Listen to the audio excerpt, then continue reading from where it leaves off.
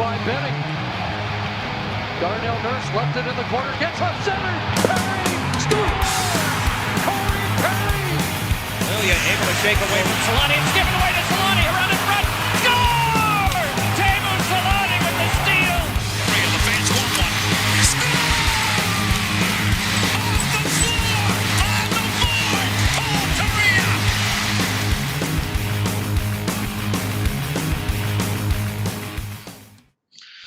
All right, we are back with a Saturday morning edition of the Forever Mighty podcast. We're on time this week, back-to-back weeks on time. Pat ourselves on the back. We're here.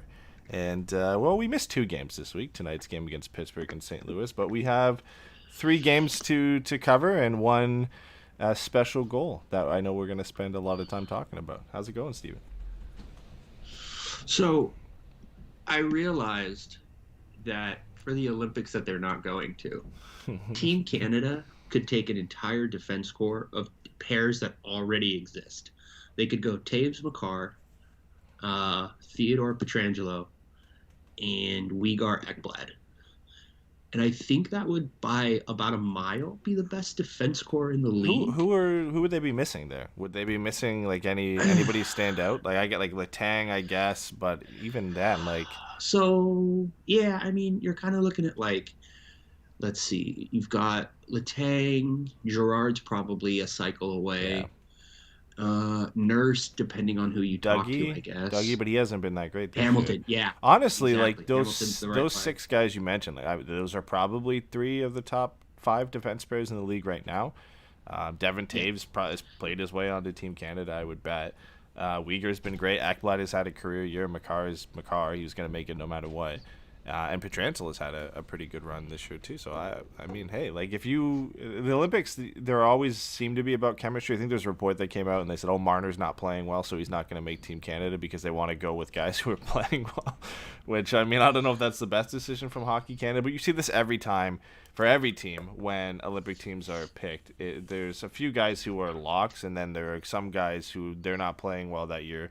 They get off the team, and then guys like Uyghur or Devon Taves make it because they're playing well. Well, yeah, and the other thing, like, right, is if you look at those 3 pairs, they're pretty much perfectly balanced. Yeah. Like, you're really not gonna find a 6 that does it all the way that does. It's just kind of crazy to me that that's like even on the table. Which, to be fair, again, is also why I think you guys shouldn't be allowed to talk. Like, you shouldn't be allowed to bitch about Canadian Olympics. No. You could literally leave off, like, the 10 MVP candidates and still probably win the tournament. Oh, easily. Stupid. I'll take it. Okay, calm down. Calm down. Easily. Shut up. Well, you guys have the better goaltending, right? So you have that. Oh, what? You don't believe in Jordan Binnington? Not a chance. I don't even know, well, with Price down and Fleury not playing great this year, I don't even know who would be the best candidate for Canada in net right now. But we'll get into that. Probably still Martin Brodeur, I think. Yeah, he can come out of retirement and come hang out. But we got some Ducks games to talk about. 3, in fact. The Ducks have started the road trip pretty well. 5 points of possible 6 on the road so far, with the only loss coming in the shootout against the Capitals. All 3 games have been one or almost 1 goal games. I guess the Sabres was 2-0, but really close, hard-fought games. I wouldn't say it was the same as the last couple weeks where the Ducks have dominated a few games and come out on top because of it. They have kind of been behind the pace of play, which I guess is to be expected on the road, but not by a lot. Like I think in each game you could argue the Capitals kind of control the play for most of the game, but not in a dominating way.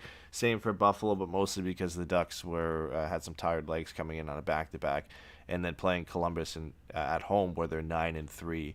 On the season is a tough go, and I think Columbus controlled the majority of that game, but again, not in a dominating fashion where the Ducks looked outmatched. But to come out of that, go into 3 tough buildings and come out with 5 points is pretty good. I mean, the Ducks are continuing to show us that they are for real this year. Yeah, I mean, it's kind of crazy, right? Like, I don't think, obviously when 2/3 of your top line go down, or your first line or whatever. I don't want to get into that. But they lost Rico, who's having a great year.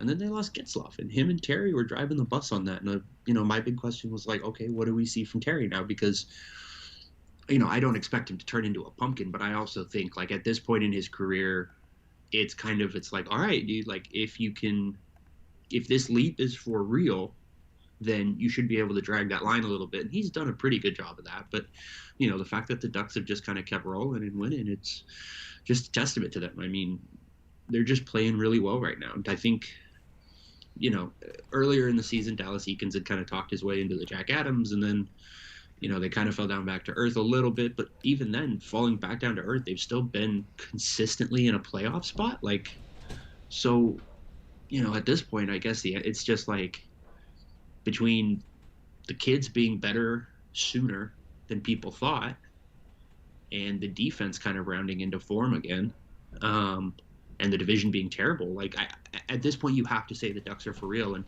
you mentioned this on, I think it was yesterday's Morning Brew, about, the poll I posted as far as what do we think the front office is going to do. And I mean, look, I think the next month and a half is going to be really interesting because it's going to probably have a lot to do with those decisions. Yeah, well, I don't think anybody would have guessed 28 games into the season the Ducks would have 15 wins and be 15-8-5 and comfortably sit in second in the Pacific. I know Edmonton has some games in hand and they'll probably make those up, but you're still in the top three of the division in front of Vegas, in front of some other good teams. And it's full value, right? They've done enough to be in the position that they're in. It's not like, years past where the Ducks have started well and it's been heavily on John Gibson and they've get shelled for 40 to 45 shots a night and he gets them to a 1-0 or 2-1 win.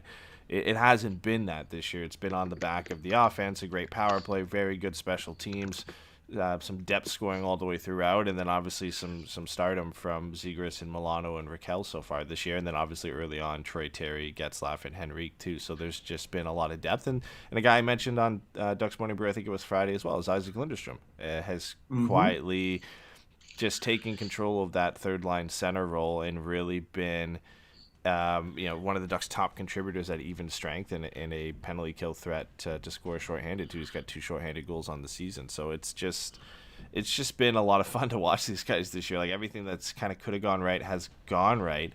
And you think, okay, Max Jones still isn't in this lineup, and Maxime Comtois still isn't healthy and in this lineup, and Perreault is on the verge of making it, and Tracy's on the way, and all the prospects coming up in Pastuov and Zellweger and whoever you get in this year's draft, right? So, like, it's coming around a lot quicker than I think we thought it would. I still don't want to get too far in front of myself or too far ahead of myself here and banking on one season, because I know Sabres fans, we've talked about this before, I think a couple of years ago, where they started like 25-1 or something, and then the wheels fell off. I don't think the Ducks are the same as that team, but in terms of, does this mean they're going to be better next year? Are they going to be the same next year? I don't want to get quite to that yet, because it's very tough to come in and back it up in 2 seasons in a row, and we'll have to see who's even here next year, right? Yeah, I mean,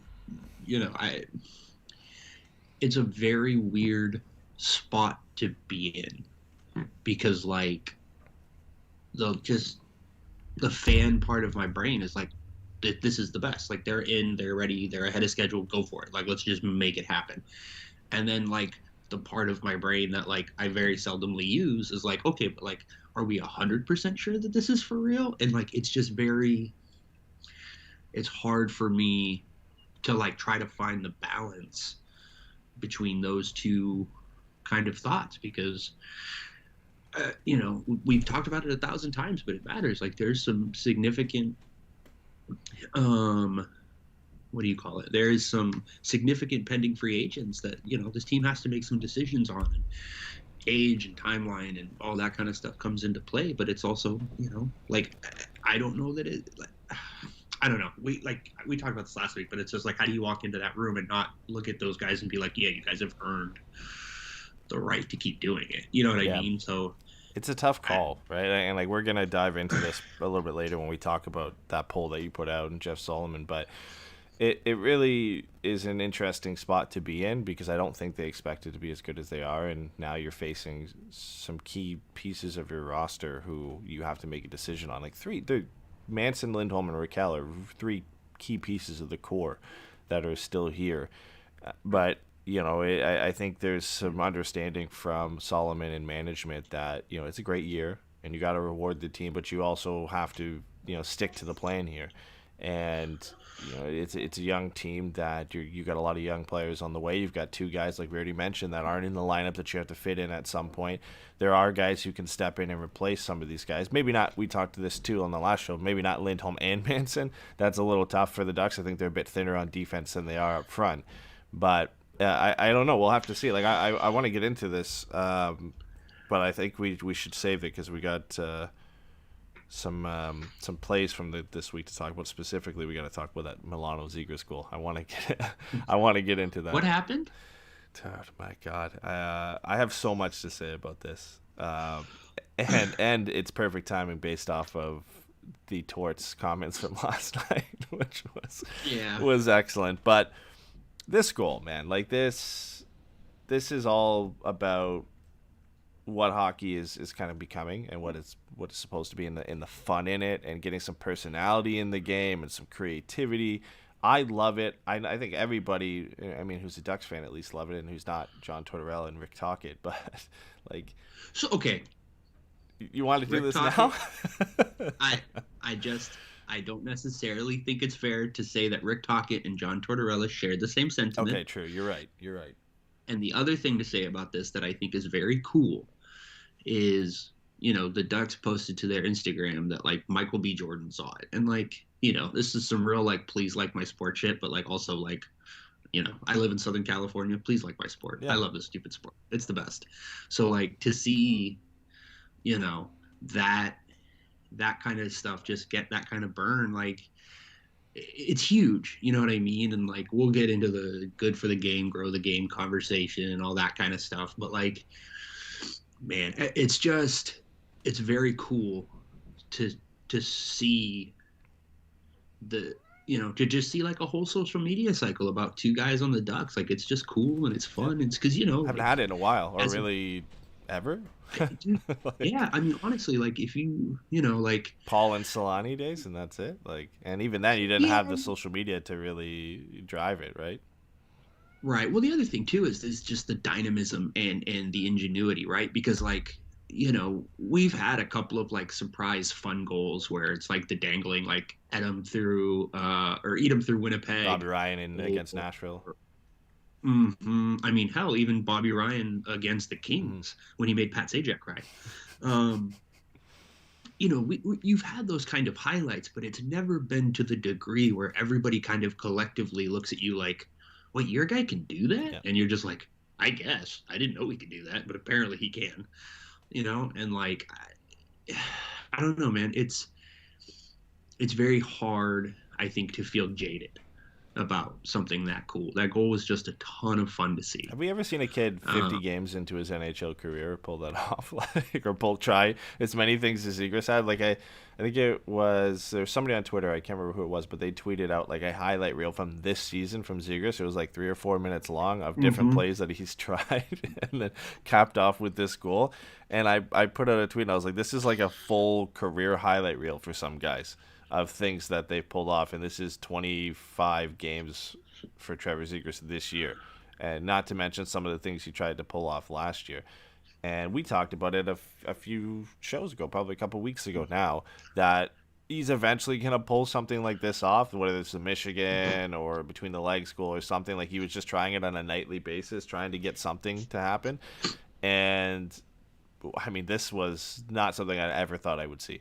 It's been tried once by Datsuk, and he tried to bat it out of the air himself after he flipped it over the net. Other than that, we've had guys, I don't know if they've flipped the puck over the same way, but try and, like, bank it off a goalie's back in similar fashion. But to, alley-oop it, Michigan up onto your stick, alley-oop it over the net, and then for Sonny Milano to hit that out of midair is just as impressive as the pass.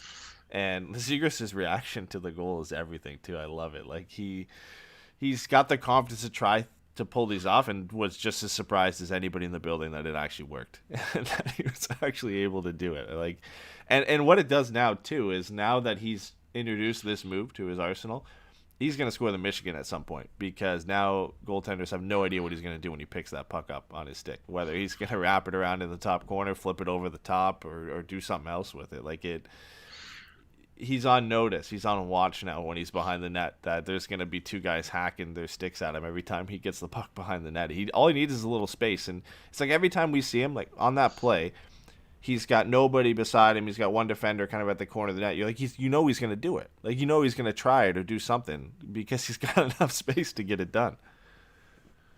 Yeah, I mean, at this point, like, he just has a gravity to him that is just remarkably special. Like, there are players that, like, when you're watching as a fan, you can't take your eyes off of, but they're not always players that, like, bend the structure of the entire other team, kind of not necessarily to their will, but to their presence, right? Like, you know what I mean? It's the Ovechkin on the one-timer thing. Yeah. It's just like your whole thing is we either have to all agree that we're going to shift over and surround him, and it's going to be 4-on-0, and we're going to pray that the goalie makes a save, or we're going to ignore it and try to suppress the shot from ever getting there. But both decisions are based around the fact that on that dot, there's Alex Ovechkin, who will shoot the puck through you. And to have that kind of creativity, from a playmaking perspective, I think is just so special, because, we've talked about the kind of similarities in his game with Getzlaf's game as far as just being passes and looking for things that other guys aren't looking for. But, like, Getzy doesn't, I guess the best way to say it is Getzy doesn't think vertically, right? Like, apparently Trevor does. Getzlaf is just a very, very good passer, but he's not flashy about it, right? Like, as flashy as Getzy gets is a, like, backhand sauce pass. Like, that's pretty much it. But with Zegras, it's like Patrick Kane's creativity with passing, the spinorama passes and everything, and then, like, an added level on top of that, where, like, I just don't think we've really seen anybody come into the league that not only has the confidence to try these, but the skill to pull it off at the same time. Like, I just don't think we've seen somebody come in this quick and just do as much things as Trevor Zegras has tried to do, which is exciting for Ducks fans, right? Like, we're used to seeing, like, a certain style of hockey for the last 5-6 years of a heavy physical team that bullies everybody and beats it. Yeah, like, it's been a while, and to have this new wave that kind of is where the game is going, and have guys like Zegras and Milano coming to the team, and Troy Terry has been putting people on notice with his puck skills this year. Like, just a nice change, a lot of fun to watch, and great for the league to have a kid like Trevor Zegras in there, and obviously a lot of fun for us that he gets to be doing it on our team and not against us. I feel for Sabres fans a little bit in that game. Like, they've already had it, like, really bad this year and over the last few years, and of course it happens against them, right? Like, it's just a tough go. Yeah. And you feel for Pekka Luukkonen in there, because, like, he pretty much played it perfectly. Like, I don't know what else he was supposed to do. It's just Milano just tucked it into that tiny little bit of space over his shoulder, and you're just like, perfectly executed play. Like, there's nothing you can do. Yeah, fine, whatever. I don't. I'm not gonna stop. Flip, like, the flip was perfect over the net, like, perfectly weighted, the height, everything comes. The deception and everything, and then Milano's bat out of midair is just perfect, where he was able to place it. I don't know if he fully meant it. It was just to get as much as you can on it and hope that it goes past him. But Brett brings up a conspiracy here that maybe it was a high stick, but the league just brushed it aside because they knew how much that goal would mean to see that to see that happen. I wouldn't be surprised. I'd be on board with that. I wouldn't either. I would be down with it. I love it. The other thing, and then this will kind of get us into the next obvious thing to talk about, but I assume most people saw it just because, if you're paying attention, you're a Ducks fan. But they did the Doctor Strange edit. Yeah. Bleacher Report did on that. Bleacher Report with the pass, and we've been in this Marvel thing for, like, I don't know, 10 years, something like that, 15 years, whatever it's been. It feels like it's been forever. And, like, it's very hard to not kind of roll your eyes, for me at least, that, like, all those kind of mashups, because they always feel forced. Yeah. That was so fucking cool, man. Awesome. Whoever thought of that, like, they just did such a great job. And then, like, manipulating the footage so, like, it comes from in front, you know what I mean? Like, it was awesome. And I think that kind of tie-in is the kind of thing that gets people's attention on Twitter, right? Which is kind of a whole thing that the NHL, That's what they're trying to do. whether they're trying to or not, they need to do, which is try to get as many casuals into the tent as possible, and hope that some of them stick around. And I think they are. a play like that. Like I have to think they are, because the different avenues of ways you can consume the game and get commentary on the game from different types of commentary. This year specifically, NHL on TNT appeals to a certain audience. ESPN Plus appeals to a certain audience. And then you've got the traditional broadcasts that you can watch that are kind of the old school broadcast, right? So they've now got different ways you can consume the game. Bleacher Report has done a great job this year with I think it's their open ice. I haven't really looked into it, but that's where that clip you're talking about came from. That's been great. They've been great this year. There just seems to be a lot more content for the NHL this year. They've taken the NBA type approach where they're doing a lot more of these things and bringing different voices and opinions into the game, which is what they need to do. And, as much as I hate the Torts comments, you need them, right? You need the discourse for a play like this and to continue to talk about it. You're never going to have one side of it. Majority of people like it. The clip has 50 million views. We all love it. There's always going to be some people on the other side of it, and you need it for the conversation, the debate, because all it's going to do is bring more light to the game, more light to the play. John Tortorella is going to get shit, which everybody loves to give him shit about stuff. So you need those comments, right, to keep it going. Yeah, drive the interest, drive the narrative, all that kind of stuff. I assume that you have quite a bit to say. So I will just say that I'm going to flip the conversation over the net, and you can hit it home, and we'll see. I'm just going to let you rant for a minute, and then I'll Should talk. we play the 2-minute clip so everybody who hasn't heard it can hear it? I've got it queued up here for... Play it. Let's do it. Right, hold on. It's a clip show now, baby. Yeah. We're high grade. When I saw that goal, Mr. John Tortorella, was what does Coach Torts think of this goal? I really want to hear your opinion here. Yeah, and it's tremendously skilled. For Sonny Milano, even to yell Michigan in the middle of a play in a game is skill. That's a skilled play. My position, though, is it good for the game? Like, I hear Ray saying all the kids are doing it now, okay, in practice and stuff like that. I'm not so sure. And again, I'm not trying to be a fool here, but I'm just not so sure it's great for the game. If you did that back in the 2000, late 90s, 2000, you get your head taken off. It's cool, it's cool to watch and all that, but I'm not so sure it's good for the game. And I stand by that. 50 million views is a lot to see it online. Well, it's not even. It's the goal is amazing, right? I mean, you said the fact that they've actually said that. Like, I have kids in that coach in high school that they want me to drop plays off the faceoff so they can try to score a goal like that, just to score the Michigan goal. But for him to be a rookie to actually try that in a game as a rookie, you would never even thought about doing something. What would you have said if they were on your team and they did that? Yeah, I'd have a talk with the people. I would after the game. And again, I'm not trying to be difficult about it.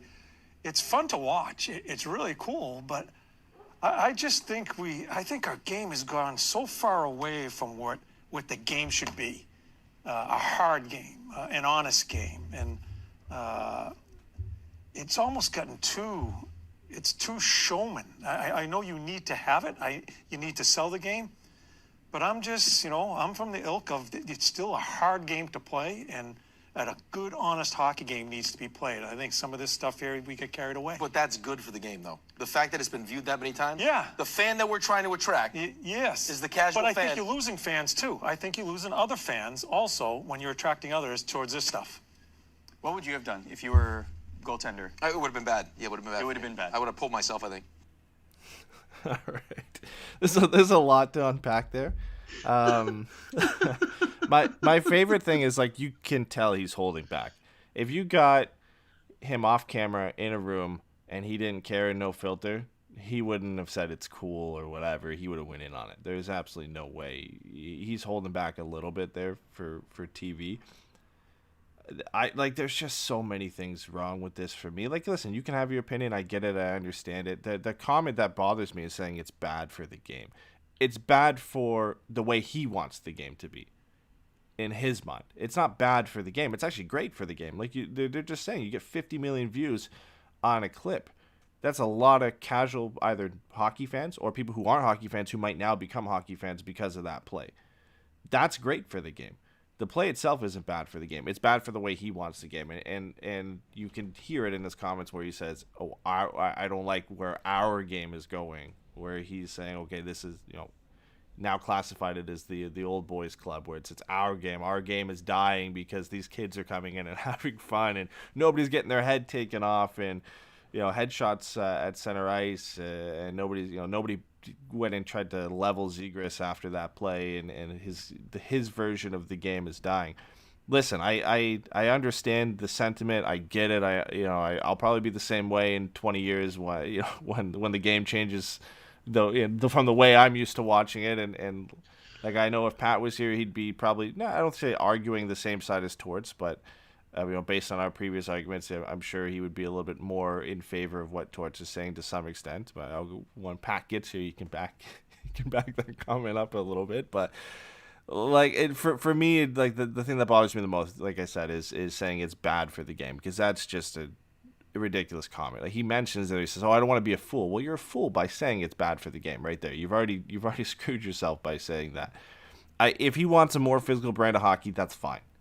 It's the same as like, I like the skilled brand of hockey. I love these plays. That's my opinion. His opinion, he wants a more physical brand of hockey. That's fine. But when you're saying it's bad for the game and it's our game and our game is dying because that's where I have a problem. Because it's not your game. It's everybody's game. And clearly, the majority of people like this because there's a ton of views and a ton of positive reception for this. I got it. What are your takes on this? Because I know we chatted about this last night and you wanted to save it for today, so I'm sure you've got something to say. And don't play devil's advocate. I want to hear what your honest opinion is on this. I don't know, man. Like, my thing with this is like what he said and what Tocchet said. Like, it doesn't really surprise me. I think I understand where Torts is coming from. I think there is a degree to which people project, right?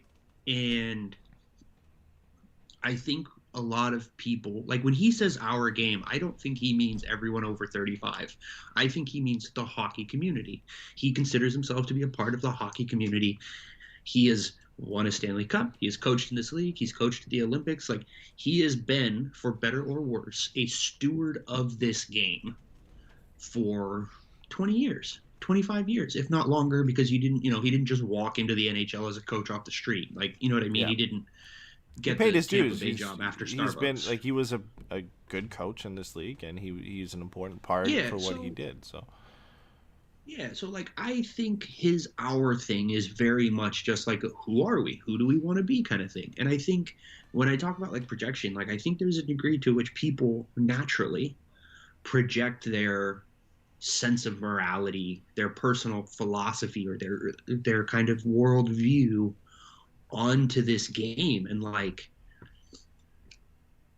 just when he says make it a good, honest game, like what he's saying is he's like, just beat the fucking guy in front of you, right? Like, it's kind of like that old school football, like, run the ball thing. It's like, no, we're going to put 5 guys on the line, and we're just going to push you out of the way, and we're going to give it to the dude back here, and he is going to run. And we're going to do that all game, and it's going to hurt. And you're going to have to deal with that. And like, he's a militaristic type guy. We know he's had a lot of things with veterans and stuff like that in the past. And, just by his general personality, like, you get that he's just kind of a real structured, regimented guy. We've seen the way he plays, like, his teams play with structure and shutting things down. And like, I just think what this is for him is it's him kind of working through a generational thing where, he just thinks like, if you put a guy on your back, Like you know what? I just don't like. This is not more on the Sabres though. Like, is this why is he not more mad at the Sabres? They let it happen, and then they did nothing about it. Yeah, I think that's fair, but I also think, to his and Tocchet's credit, nobody has raised that point, and I didn't think of that till right now.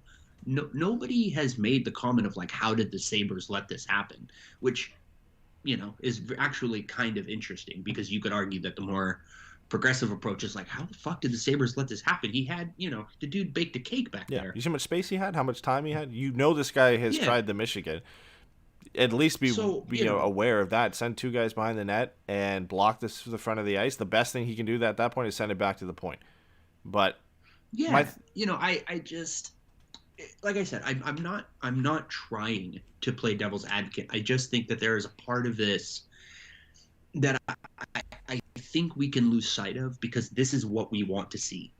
I had a really long conversation with a couple of people after Tocchet made his comment the next night about, where Biz asked him, like, what would you have done, Tocchet, if you were out there?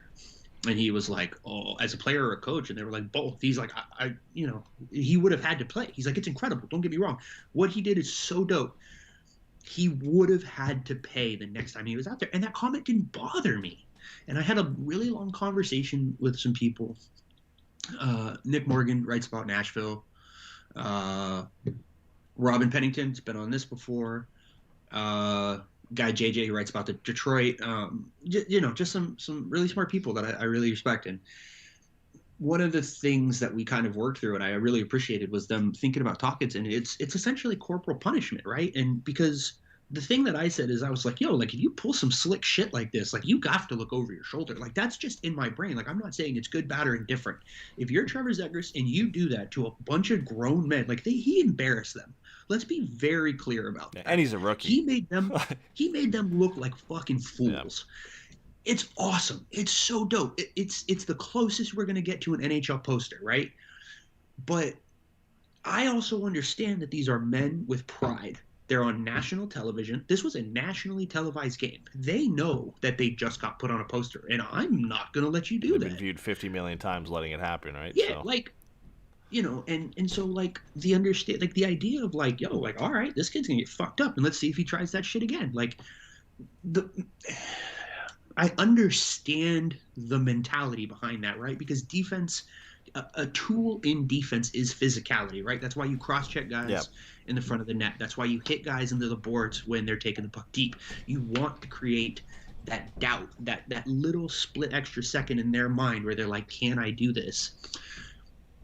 The problem with that is, if it's after the fact, it becomes a retaliation as opposed to preventative. And, like I said, like, this is something I really had to work through, because I really didn't have a problem with Tocchet said, and then I talked to some people, and they kind of helped me work through this. And I really understand the idea as far as what Shane says, if you're pride is play better defense. Yeah, no, you know what I mean? And somebody kind of made the point, I think it was Nick Morgan, who, like I said, writes about the Predators, and he made the comment to me that he's like, so are you for beating the batter? And I'm like, well, no. Like, if you give up a home run, you give up a home run. Don't throw a bad pitch. And he was like, well, this is the same. And then I was like, well, I don't think it is, because it's like, also don't do it again. Like, you know what I mean? No one's saying don't hit a home run. They're just saying don't pip your home run. But, like, it is kind of the same thing. And so, like, I just, I don't know. I have had a very interesting evolution with this conversation over the last 2.5 days.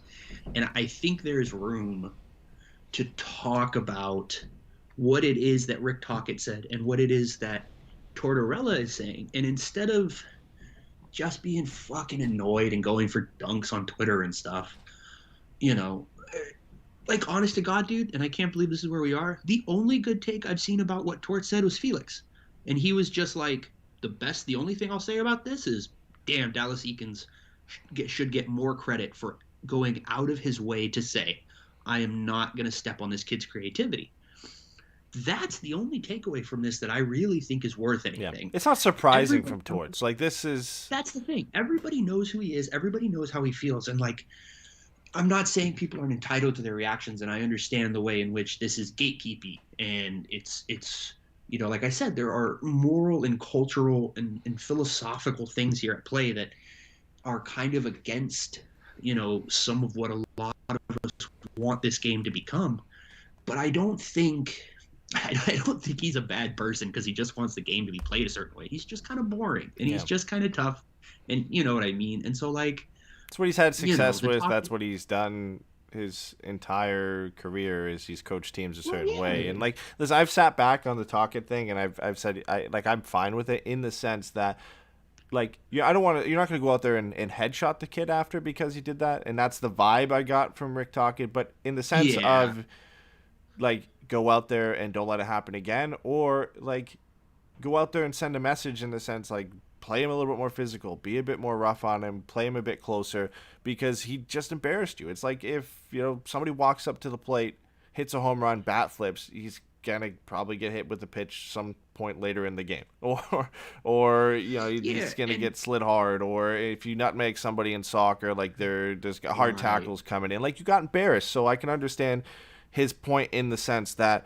all right, like, next play he's out there, we're gonna hit him hard, or we're gonna play him tough, or we're gonna give him a couple whacks on the wrist or at the ankles or whatever, where the pads aren't or where they aren't really covering any part of his body there. So I can understand that in the sense, but from Tocchet, like, just knowing his coaching style and what he was as a player, like, I get a vibe from him that was like, I'm gonna go out there and I'm going to hit him in a vulnerable position, take his head off. Like, that was just the vibe I got from it. But the premise of the idea is, I get it. Like, the Sabres should have been embarrassed. They should then play better defense next time he's behind the net. And they can go out there and say, listen, you're not going to do this to us again. We're going to play you a bit tougher. And they didn't really do that because Zegras still kind of had his way with them for the rest of the game. But, like, Torch comments bother me a bit more than Tocchet's because I've sat back on it. And I'm more so just upset with, not even upset, but just annoyed with the. I know what Tocchet meant when he meant get out there and literally murder this kid, and show him you can't do this again. You're on mute.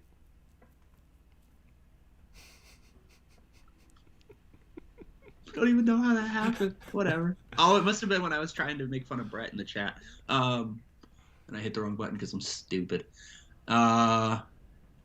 Yeah, like, part of that conversation that I was having with those people is, like, one of the things I said is I was like, yo, like, if the next time he's against the boards and you fucking nail him, like, that doesn't bother me. Like, if he goes to the net hard and somebody just dumps his ass, I don't have a problem with that. That's gonna happen anyways. It's the chop on the wrists, it's the head hunting, it's knee stuff, like, intent to injury, that's where kind you. of thing. Yeah, intent to injure. And that's kind of where you can get into the dicey stuff. And I think that's where the line isn't clear, right? Because, you're getting into gradations of what isn't an acceptable physical response to being embarrassed as an adult. And, like, one of the things for me is, like, what happens in sports and what happens in the real world, they're not the same. You know what I mean? Like, and for good and for bad, I think I do a very good job of separating them. And the question kind of becomes, like, what does this say about who we are? What does it say about that? Like, I don't want to moralize this as that, but I just think there is something to be said of, there is what Tocchet said and the way that it could be taken too far, right? Is bad. It is bad for the game. That is actively bad for the game. If you are hurting skill players that can make the game more engaging and more fun and more exciting for people, that's a problem. If you're just going to go, dump a guy into the fucking crease because he made you look stupid and you're going to lay on him and whisper in his ear, bro, I rooted for Corey Perry. I don't give a shit. Like, I'm not, I've seen a lot of that over the years. about it. Yeah. Like, Corey Perry's never found blue paint he could stand on. It's impossible. Like, if it's blue paint, he just falls. He has an allergic reaction and he falls. So I don't know. I think if it wasn't Torts, there might be a little bit more room for a conversation. But then again, Tocchet and him kind of said similar ideas, and everybody got mad at both of them. So I don't know. It's one of those things, I guess, as far as like you said, like, to me, the idea that it's bad for the game is insane. I get what he means. he doesn't want it to turn into an and one mixtape, but like I would very much love for it to turn into an and one mixtape. Like I would like It's to just see what stuff. the generation now wants, because we've grown up on highlight reels and watching highlight reels, Yeah. and now like that's what it's about, right? Like that, and every sport is going through the same thing: a change in personality. The sports that didn't have personality, baseball, hockey, soccer, to some extent, you've now added these creative flair to all these games, and they're trending in that direction. The NHL is just a step behind a few other leagues in getting there, but that's just the way sports are going. That's just, if you don't like it, I mean, that's fine. That's your opinion, but that's where it's going. They're always going to cater to the next upcoming generation, because that's your next wave of fans. They're not going to go back to the physical style of hockey that Torts likes unless that's what they want. And clearly it's not when you look at the reaction to that goal. That's fine if Torts wants that. I don't mind. The one thing I want to get into, because I don't want to spend an hour on this, if that doesn't, because Torts said he's going to have a talk with, if they were on his team, he'd have a talk with them. My problem with that, if that doesn't go in the back of the net, is that a bad play? I don't think it is, because that's a pass to the slot, dangerous area. Do you think it's a bad play if it doesn't go into the back of the net? No. There's no way to say no. There's no way. There's no way to say it's a bad play. I think, like you said, like it's a pass right in front of the net. Like that's where you want it to go. I mean, look, we saw this in some of the comments, right? Like some of the people that Torts is talking about, like there are more than a few people who are like, why didn't you just fucking pass it to Milano on the floor? And like my comment there would be like, well, because it's a lot easier for goalies to stop things that are on the ice than it is for them to stop things they can't see. There's 3 Sabres in the crease. Yeah, but like you already saw that kind of reaction. And so, I don't think it's a bad play. I think it's a different, again, like it stretches the ice. It makes verticality a part of the game in a way that it really hasn't been before, other than tip shots, other than like putting something up high and hoping to get like a low tip. There's really not been that aspect of verticality. I mean, the closest thing is like a chip and chase, where you kind of saw Henrique and Barris Vatanen right after the trade, where he pops it over top. But that's still very creative in a way that, it's the vertical version of chipping off the boards and going around. But like, it's still the downside to there is the puck is just going to go deep. And, so it's just a little extra. But this is just, no, I'm going to put this right here in front of the goalie, and he's never going to know.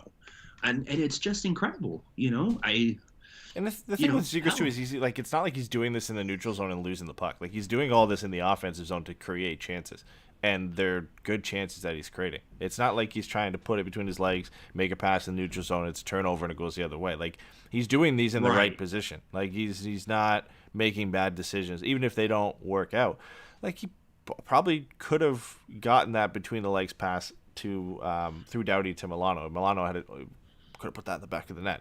He was one step behind the play, right? Like he's very close to pulling a lot of these off. And I mean, for Zegras, this is going to be the rest of his career. He's just going to continue to do these things, and that's what we want from him, is to continue to pull plays off like this.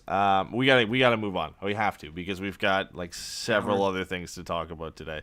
I was gonna talk about Milano a little bit, because his numbers are amazing. Like the points, again, 8 goals, 12 assists, 20 points in 23 games.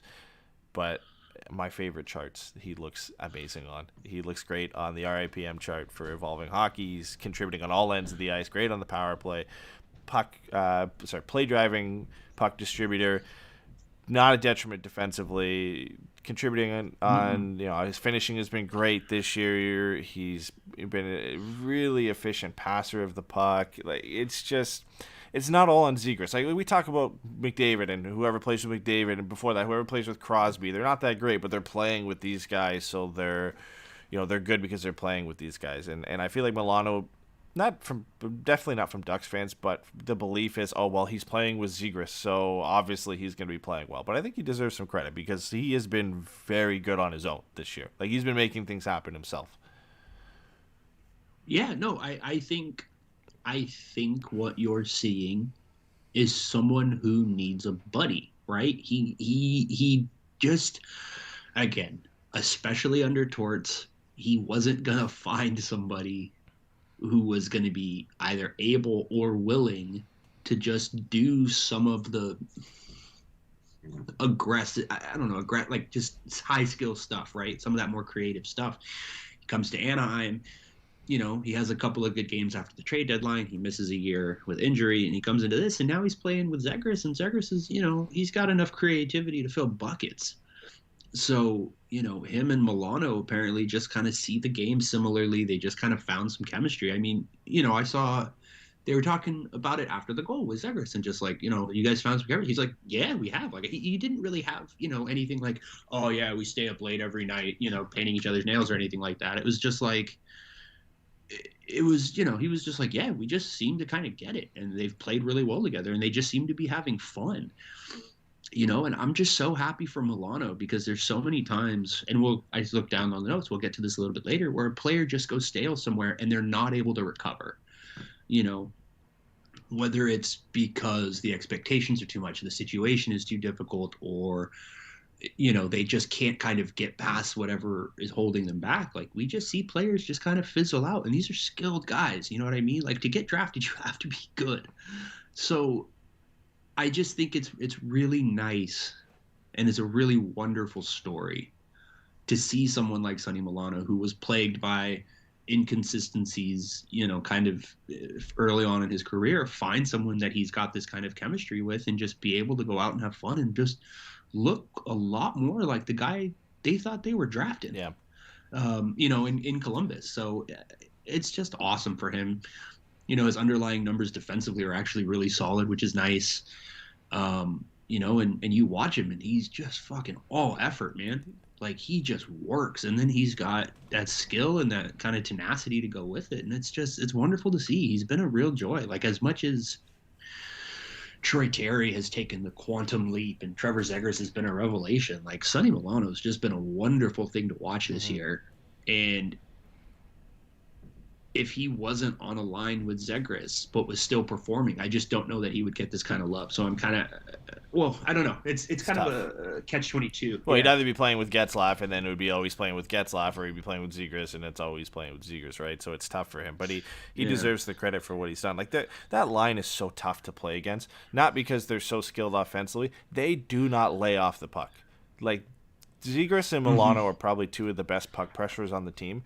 Like, they're relentless when like you're trying to break out of your own end. They're both hounding pucks. If they have a little bit of space, they'll get in there. They'll get inside. They'll whack at the stick. Zegras has probably been the Ducks' best player in that, in intercepting pucks in the opposition zone and hounding defenders and trying to get the puck back.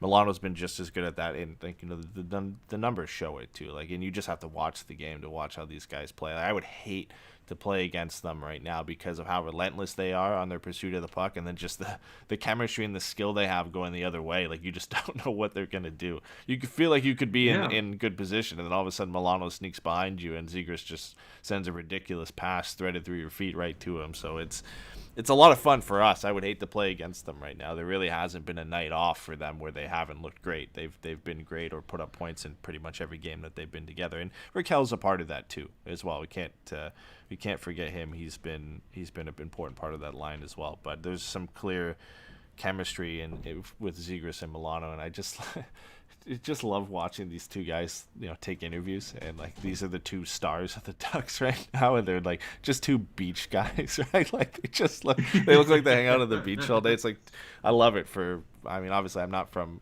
Southern California, but if you had to think of, you know, two guys who would epitomize Southern California hockey right now, it'd be looking at Sonny Milano and Trevor Zegras. So it's great. I love it. Quick note I want to mention, Mason McTavish was suspended 3 games for a check to the head. We talked about this on Ducks Morning Brew.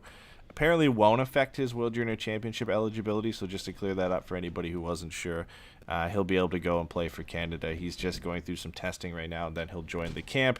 He looks more than likely to be a lock for that tournament, be the first-line center for Canada, and he'll serve his suspension when he comes back for whatever team he's playing for, because I doubt it's going to be Peterborough. He's likely going to be traded. Zellweger is also at Canada selection camp, and Pastuov and Ian Moore head to, I think it's Plymouth for Team USA's preliminary camp tomorrow. They head out there, and I think that's a 4-day camp. It goes until the 15th. And then we're almost World Junior season, so it's going to be a lot of fun. No Zegras this year, so nothing like it was last year, but McTavish and Pastuov will be a lot of fun to watch, and Moore and Zellweger as well will be fun to watch from the back end. Also, Ryan Getzlaf back at practice. He should be good to go tonight, which will be a relief for the Ducks. Not as much pressure on Zegras Milano and Raquel. Terry gets his partner back, and he's not trying to carry a line with Sam Steele and who was it? It wasn't Derek Grant. Who was playing on that line? Vinny Lettieri. So some relief there for Troy Terry. He was still playing well. I got to give him credit. He was playing well without Getzlaf, but it'll be a nice. Hopefully he plays tonight. I don't think it's been confirmed. He's practicing, so it looks good. And then Henrique is still on the IR. But it gets into a few players I do want to talk about here, and that's Sam Steele and Isaac Lindstrom. Sam Steele, in Getzlaf's absence, was placed on the top line and didn't look great. It was the Troy Terry show, and I'm going to drag these two guys along with me and hope that we can get something done. Vinny Lettieri was actually pretty good. I'll give him some credit. He's got a great shot, and that's what they put him out there for. I just don't know what's next for Sam Steele at this point. Chatted about this, I think, on Wednesday's Ducks Morning Brew, but he has not been good this year. The underlying numbers don't look great. He doesn't look great when you watch him on the ice. I don't know what. I mean, I guess this is what he is at this point, right? Like, he's 23, turning 24. Same with Milano, maybe a new scenery or, a new opportunity and he can refresh his career. I don't think it's over for him yet. But I think we're getting to the point where maybe it's over for him in Anaheim because you've got Zegras, Getzlaf, and Lindstrom right now who are clearly the Ducks' best three centers and all are playing well. You've got McTavish on the way who will eventually replace Ryan Getzlaf. I don't see where Sam Steele plays down the middle. And then on the wing, with Jones and Comtois and Milano now and Terry and Perreault on the way and Tracy, I just feel like the time is running out for Sam Steele. He's a pending RFA. I feel for the kid. I loved him as a prospect. I still love him as a player. I just don't see the fit for him anymore. Yeah, I mean, it's funny, I always bitch about 150 games. He's literally played 150 games, and he's got 22 goals and 28 points in 58 games. And, that's fine. He just hasn't been able to find his footing for whatever reason. And you would have hoped getting more time under Aikens, who he had some success with in San Diego, would have been better, but it just hasn't been the case. I think he's looked better on the wing. I think the game slows down a little bit more for him there when he has less responsibility. But, like you said, the pipeline at this point at least appears to be full on the wings, and it looks like they've got a couple of centers that they can take going forward for a while, not to mention, there's going to be more drafts and more surprises and free agents and all that shit. It just feels like he needs to move on, and it's a bummer because he seems like a great kid, man, but it just hasn't worked for him in Anaheim, and maybe he can go somewhere and get a fresh start. But, well, let me ask you it this way. Would you rather flip him in a my bum for your bum hockey deal, or would you rather use him as an extra, cherry on top, not cherry on top, but like an extra piece in in a trade? I'm honestly fine with both. It just would depend on the certain situation. Like I think if you could throw him, if you could throw him in a deal, him plus to get Jake DeBrusk in the same, players ask for a trade is struggling, right, then that's fine. But also if he's a throw-in piece in that deal as well, because it's not going to just be him who gets it done. Not every trade like that is a Devon Shore for Sonny Milano, right? Like, you're not always going to get that. You're going to get some Petterssons for Sprongs in there where it just doesn't work out for the Ducks. But I think either way, like, no matter what deal you do, you're taking some risk. But at this point, you kind of have to. Like, I just don't. I just don't see it working out for him here. I think there are teams who would be interested in a former first-round pick that had the pedigree that he did coming out of junior that would be willing to give up either one of their own struggling players or take him as an additional piece in the larger deal. And you'll get something extra in return for that, or it might be the last piece that gets you over the line for a certain deal. So I think we're either way I'm fine with it. I just don't think its value is too high right now. Would you? I don't know how to say this because obviously the answer is probably yes, but like I would be interested in like Kravtsov, right? Yeah. I wonder if my guy for your guy swap, and Kravtsov's more of a recent pick, so maybe you got to throw like a third pick in there with him in his pocket. But I those are the kind of deals I think could be interesting. And I also think that they might be able – the other question, right, is if you look at some of these teams that are spending like I wonder about like Chicago, right? Like would Chicago give up like a third-round pick for Sam Steele because they just have nothing else right now going for them and they need to bring in young talent? They're also shopping Dylan Strome, so you could do a Steele plus for Dylan Strome or something as well. Yeah, I just, 100%. But I just I wonder if you could just get a nice pick and not add more to the pipeline and just kind of have it, I don't know, but it's interesting. And we've talked about it. And I mentioned it on Twitter the other day.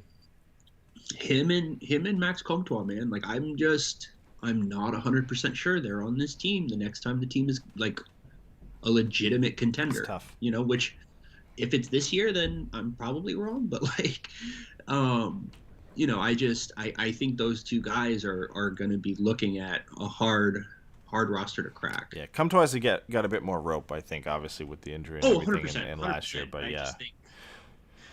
just think with the way Milano's played, because I think the reality is a lot of us expected Comtois to be at worst, based on his play early on so far, a second line. You expected him to be doing what Milano's doing right now, 20 points in 23 games, playing with Zegras, playing well. Yeah, and I don't, you can't get rid of Milano at this point. Can't take him off that line either. You still got Jones, and then you've also still got Rico, and you've got Silfverberg, and then you've got Perreault and Kostya and Tracy, and like there's just a plethora of players right now for a limited amount of spots. And as much as that's a good thing, it's also leading to some hard decisions. And I think it's very easy to envision a world in which Comtois makes more sense, to bring something back. Yep. He was a player we kind of threw in when all the Gerard rumors were going around because he's young, he's cost controlled, he has the goal scoring upside. He was the captain for the World Junior team, so he's got that kind of pedigree. Like just throwing in Eichel trade discussions is a big piece too. So, yeah. So it's a very interesting thing for me, and I don't think this is where I expected this team to be. Coming into this year, that Comtois was a guy that I was like, he's not gonna, But it's just crazy, man. This is what it might be. So I don't know. All right, you got to make a decision here. We've only got time for one. So we've got Claude Giroux to Anaheim. Bleacher Report listed him as a possible destination for the Ducks. Or our conversation we alluded to at the beginning of the show of Jeff Sullivan, will he overreact to the Ducks' success? Well, let's do that because we're going to do the show tomorrow morning too. All right. And we'll get into the Giroux thing. Yeah. Well, for anybody who doesn't know, we're doing a Patreon show tomorrow. I guess nobody knows because only you and me have discussed it. But we're recording a Patreon show basically diving into some wild trades. Steven and I both got 2 divisions each. We can only make trades within those divisions. And then we also put 2 Ducks trades out there. So, yeah, we'll talk about it on that show. If you want to hear us talk about Claude Giroux to Anaheim, then we'll talk about it on the Patreon. So you'll have to join the Patreon for that at patreon.com/forevermighty. But let's get into the Jeff Sullivan conversation. Look at that plug. What a pro. Got to throw it in there. You know what I mean? All right. You put out a great Twitter poll about will Jeff Sullivan overreact to the Ducks' success, right? That was kind of the gist of it. And what will management do because it's been such a pleasant surprise this year? Yeah, I think, I think it kind of boils down to 2 questions, which is 1, are they for real? And if not, will they overreact? Because it was kind of like, yes, they'll overreact. No, they won't overreact, or no, they're not overreacting, but they are going to go for it. And I just think it's really interesting. We kind of talked about it a little bit at the beginning. Like, this team has the pieces to go out and be interesting. And the more that this season goes on, the farther away they get from the lottery, right?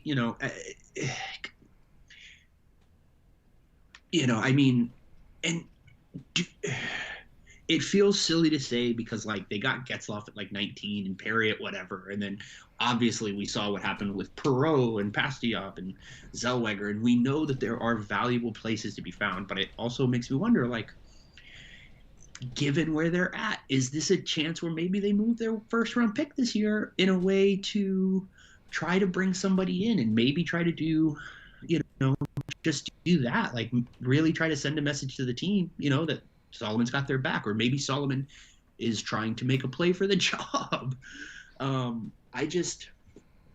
There's a lot of different things, that I think are going on right now, but I just kind of want to get your thoughts. Like, where do you see this happen? Where do you see this going? Yeah, I honestly, I think just based off the comments, I think they're still going to kind of stay the course here. And, I think Raquel gets moved, and I think one of Lindholm or Manson get moved, probably more so Manson. I think the Ducks will probably have a discussion on a contract extension with Hampus Lindholm, and then he'll be a kind of wait-and-see type guy. Mm-hmm. But, Brett asked this question, too, on Twitter about Raquel. And, if he continues to play the way he's playing with Milano and Zegras, does he kind of become not expendable at that point because they're such a great trio? I don't want to throw Rickard Raquel under the bus. I think he's been a valuable part of that line. I think if anybody's replaceable on that line, it's Rickard Raquel. I think you could slot somebody in a similar role who could do just as well. Raquel's not been a passenger, per se, on that line, but he's been the third man. Right, like we talked about that with Henrique, Getzlaf, and Terry. Getzlaf and Terry were the duo, and Henrique was really good, but he was kind of the passenger on that line, and it always kind of seems to be the case, unless you've got like a Marchand, Bergeron, Pasternak type line. Like there's not too many times where all three of them are kind of clicking at the same level. I think Rickard Raquel can be replaced, and you can put somebody else there, whether it's Maxime Comtois coming back from injury and you play him there, or you pick up a Jake DeBrusk in the trade for Rickard Raquel and you play him there.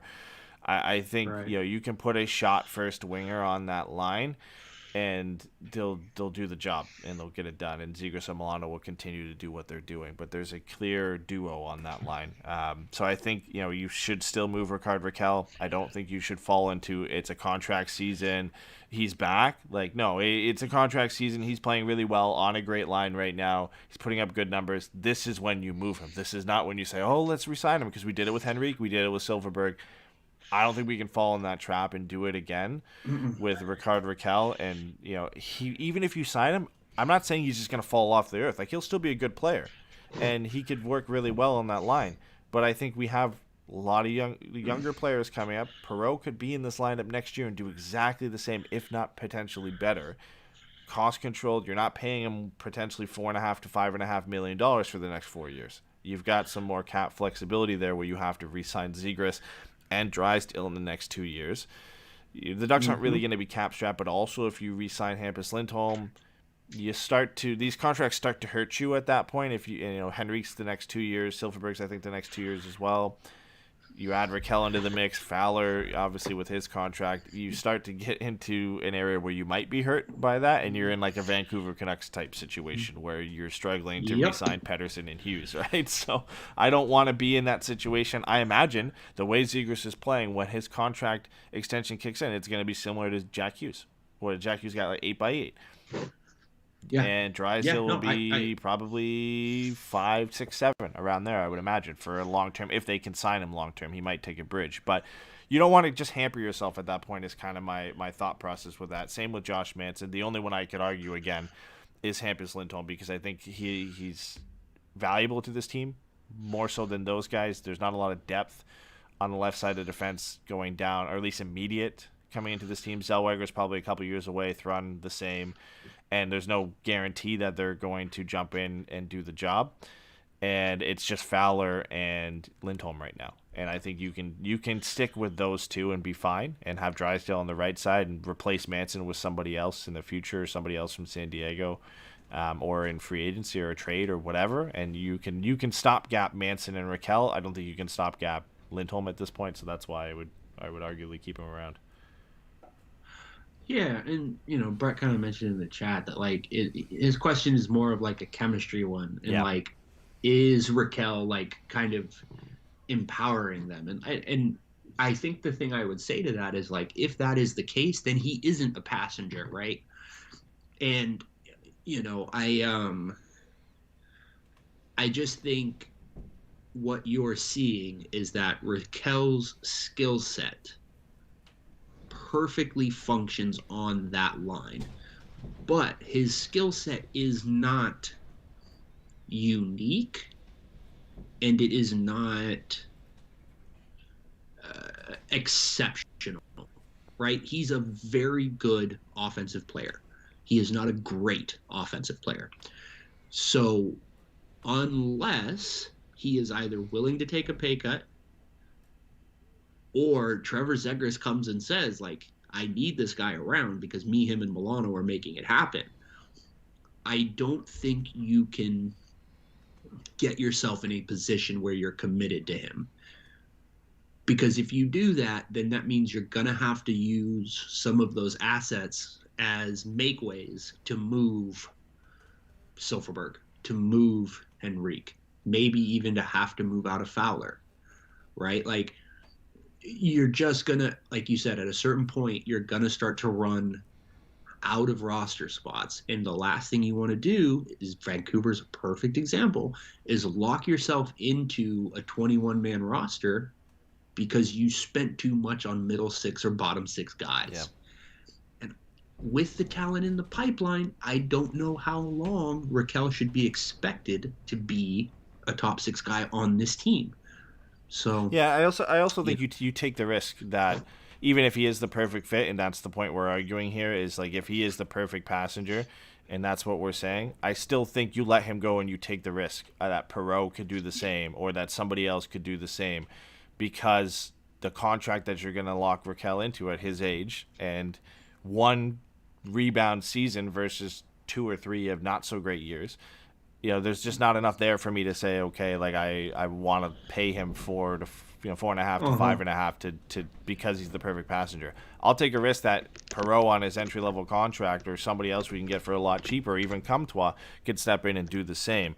And Shane made a point in here, and it'll be the last thing we get to because I gotta head out soon. But he said, I think you could argue that Raquel makes sure they do the stuff we love. I don't think that's necessarily true, because if that was true, that would mean Raquel would be kind of the defensive force of that line, creating space for Zegras and Milano to do what they're doing. But Zegras and Milano have been better defensively than Raquel have this year. Raquel's been a very good goal-scoring option, which is what he's there to do, to be the secondary shot option when Zegras and Milano are kind of making things happen with their passing ability. That Raquel kind of comes into the zone late and is a secondary option to that, and he's been really good at that. But I think you can get others who can just do that the same, right? Like, I don't think, and that's not a detriment or a negative to Raquel. It's just, I think you can get others for cheaper and promote from within, where you don't have to pay this guy at 29 to be that guy, when you already have done that with a few other guys and are stuck in some contracts with Henrique and Silfverberg. I like Henrique. He's done well this year. I like Silfverberg and his fit with Lundestrom. I don't think you can have 3 of those guys on the team when you've got this many young players within a couple of years of making the Ducks roster. I love the way they played this year. They're a great team this year. They're better than I expected. All the credit to them, but you can't abandon the plan you have of the young players on the way, and what you've worked so hard to have one of the best prospect pools in the system, to keep this guy around just because he's doing well this year on your best line. There's no argument for me at all this year. I will not be convinced that the Ducks should keep Rickard Rakell. I have like a 2% chance of maybe being convinced that Josh Manson should stick around. Lindholm's the 50-50 argument for you, but for me, Rickard Rakell needs to get traded, and it's not because he's played bad or anything like that. I just do not want to lock him down to a contract because he's played well on a good line in a contract year. I'm not ready to do that. Yeah, I mean, I think for me, and I mentioned this to you a couple weeks ago, and Brett hit it right on the head for me, is like, I think the best option, especially if this team keeps this up, is to let him walk. They did it with Bolesky, and I understand Bolesky wasn't necessarily going to get the same kind of return that Raquel might, but like, let's not kid ourselves. Bolesky like had a great year that year, and the Ducks could have gotten something of note for him. You know, he ended up getting like a $5 million fucking contract or something stupid from the Rangers or Boston. No, Boston. But I would be much more open to just letting him walk. I think that's probably the best way to do it. You know, the other thing I want to say. The other thing I wanted to say is also look at David Perron. He has been a St. Louis Blue 75 times. And who knows, maybe Raquel could be our David Perron, and he could just keep coming back like a boomerang. As long as he takes David Perron money and only makes $4 million and puts up 70-point seasons, I'm all there for it. So. I know you have to go, so we'll just say a couple things. Me and Eddy are going to do a Dumb Fun episode tomorrow morning, which we'll try to get out early in the week. And then tomorrow at Yorba Linda Lamppost will be the watch party, and Pat's going to be pissed because I'm tapping my table. But me, Jay, and Pat will all be there, and apparently some of you are going to come because you're sickos. But the game is at 4. I think we're supposed to be there around 3:30. So, yeah, come say hi, even if it's just for a couple of minutes or whatever. It should be fun. So, quick hits. Win tonight? Yes or no? No. Win tomorrow? No. And Wednesday, Seattle, Friday, Arizona. Oh, Seattle, yes. Arizona, yes.